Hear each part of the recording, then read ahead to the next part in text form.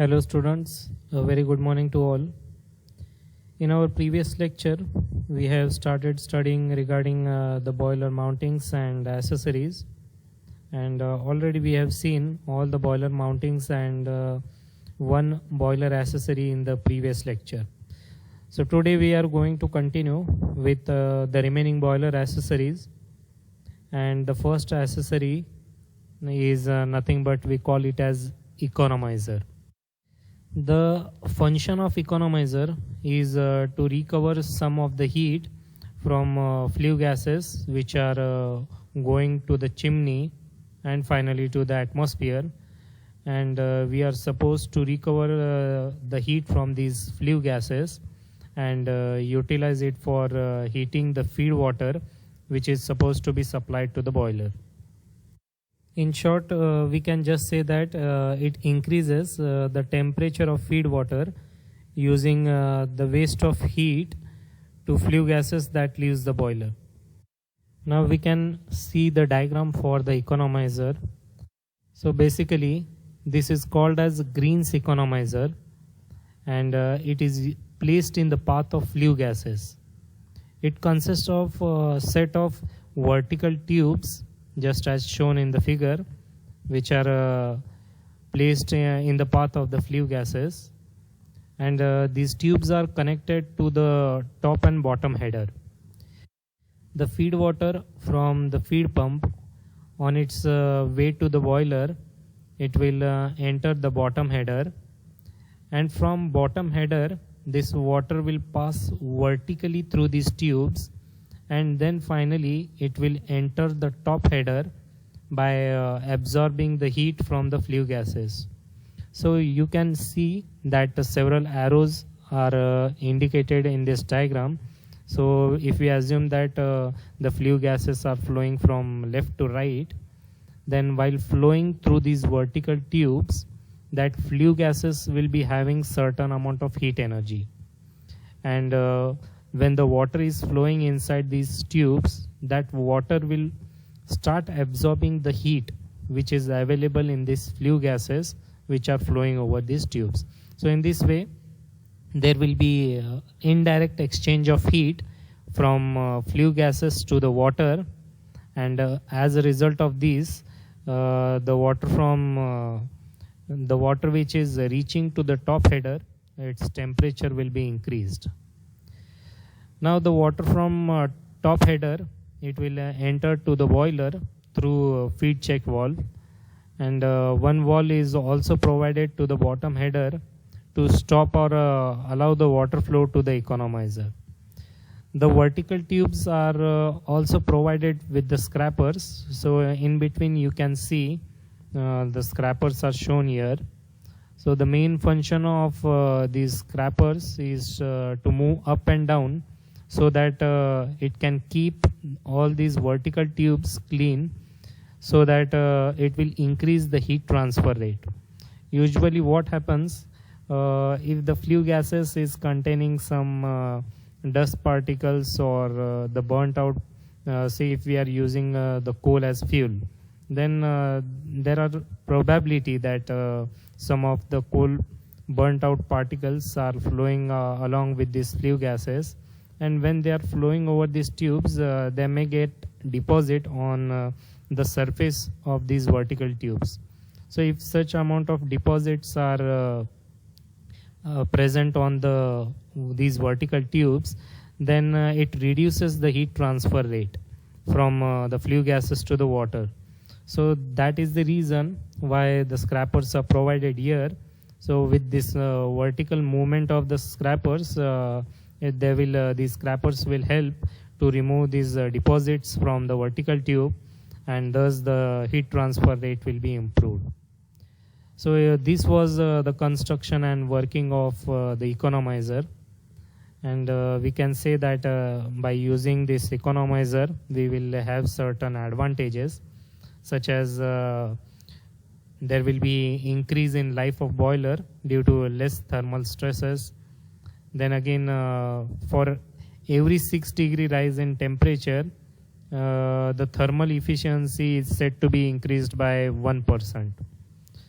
So these are the important advantages of using the economizer.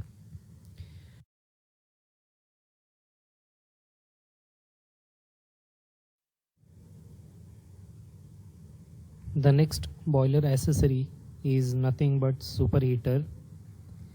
The main function of superheater in boiler is to increase the temperature of steam above its saturation temperature, and this is achieved by passing the steam through a small set of tubes and hot flue gases over the tube. You can simply just remember that the main function of superheater is to increase the temperature of steam above its saturation point. Then again, the superheater is a very important accessory of the boiler, and it can be used for both, that is fire tube as well as water tube boilers. The superheaters are located in the path of the furnace gases so that heat is recovered by the superheater from the hot gases. Now we will see the diagram of superheater. So here we are having the diagram. So in this diagram you can see the Surgeon's type of superheater, which is used for low pressure boilers such as Babcock and Wilcox boiler, which you have already studied now. The superheaters are placed in the path of flue gases where temperature is not less than 550 degrees Celsius. Now again, if we refer to the diagram, then we can see the water level, and just above this water level there is an arrow which is in upward direction, which indicates the direction of wet steam.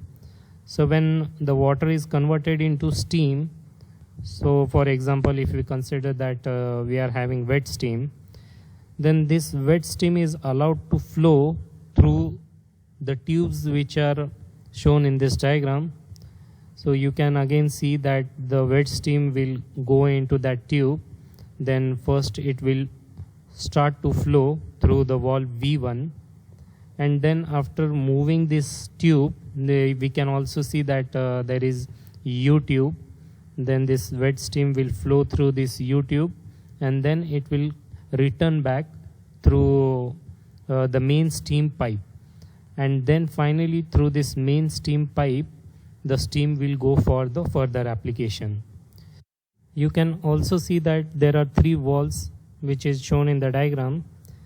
Suppose if you are having any application where there is not any requirement of superheated steam, then in such case we can simply close valve V1, and as a result of this the wet steam will directly flow through the valve V3 first, and then it will be flowing through the main steam pipe to the further application. So in this case there will be no flow of steam through this U tube. And on the other hand, if we want superheated steam, then in this case we are going to close the valve V3, and thus the steam wet steam, it will be flowing through valve V1.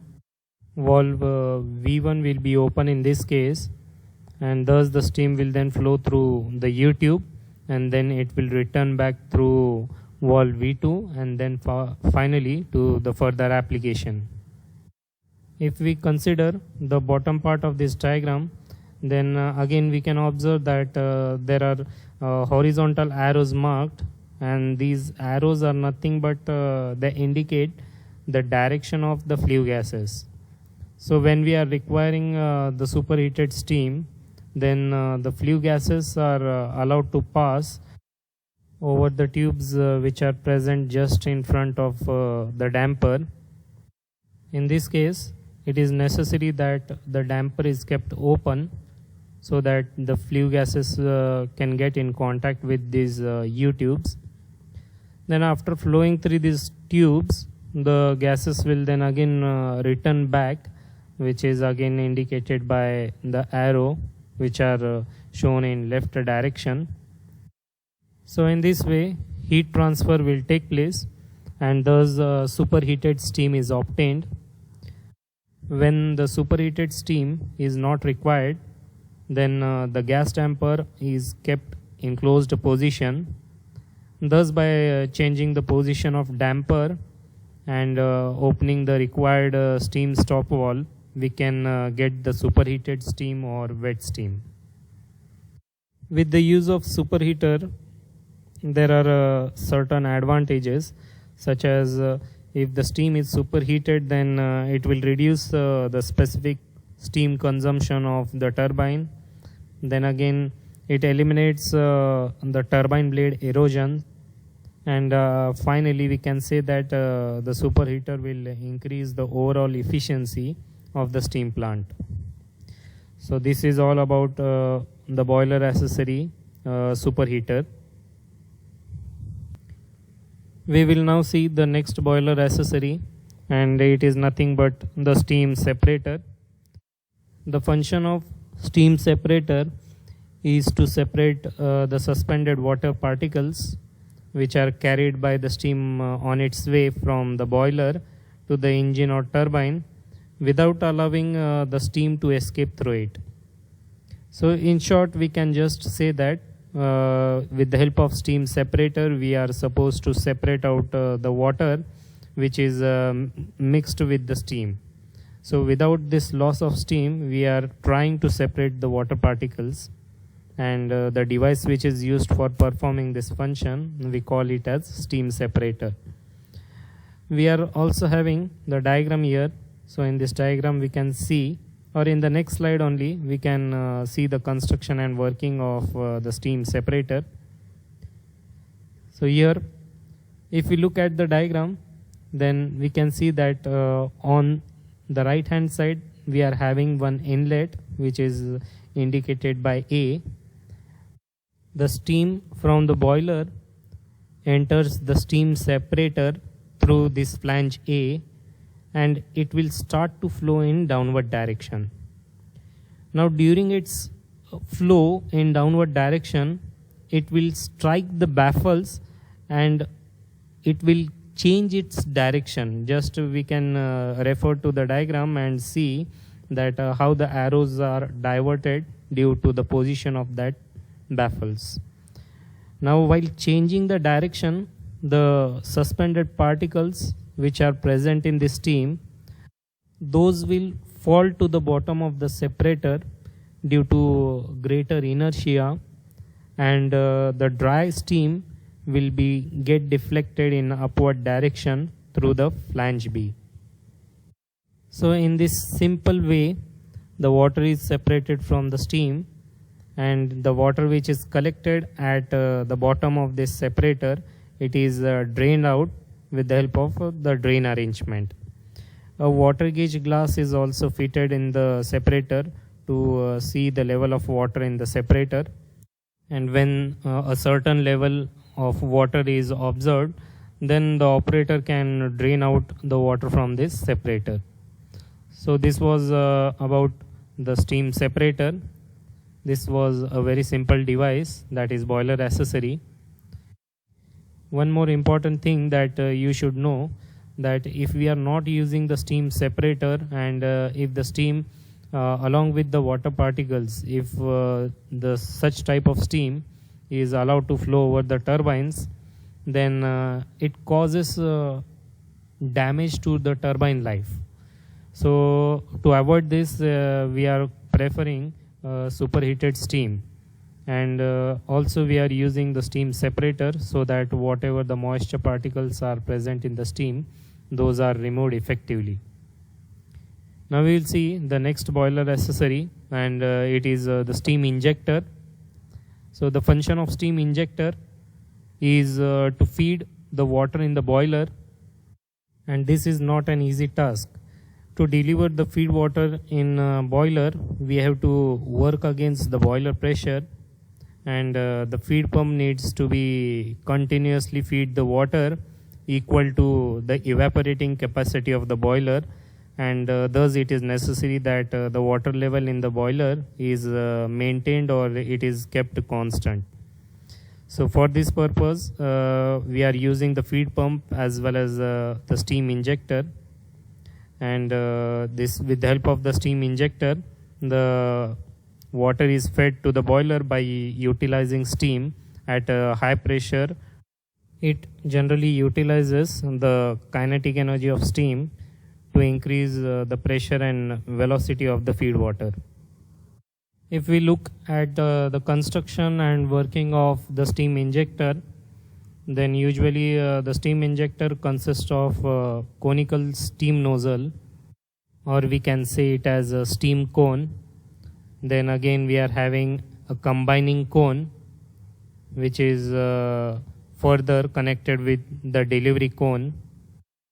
The steam is supplied to the nozzle, and as the steam is passed through the nozzle, high vacuum is created around the nozzle, and thus the water from outside sump is forced inside. The steam and water will get mixed together in the mixing tube or the conical tube, where condensation of steam take place, and thus the jet then enters the divergent cone, where velocity is reduced and pressure is increased above the boiler pressure to open the non-return valve, and thus the water is admitted into the boiler. So this is how the steam injector will perform its function, that is to deliver the feed water to the boiler against the boiler pressure.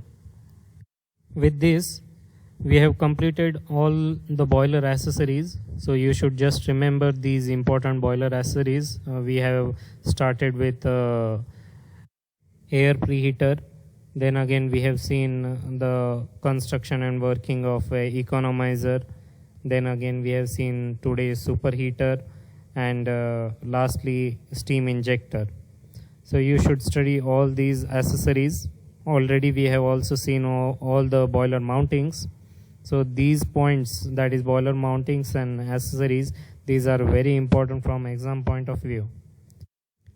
Now we will conclude our lecture here today, and in the next lecture we will try to cover all the remaining points from this chapter, so that further we can start with the new chapter, which is nothing but steam turbines. So till then, thank you very much.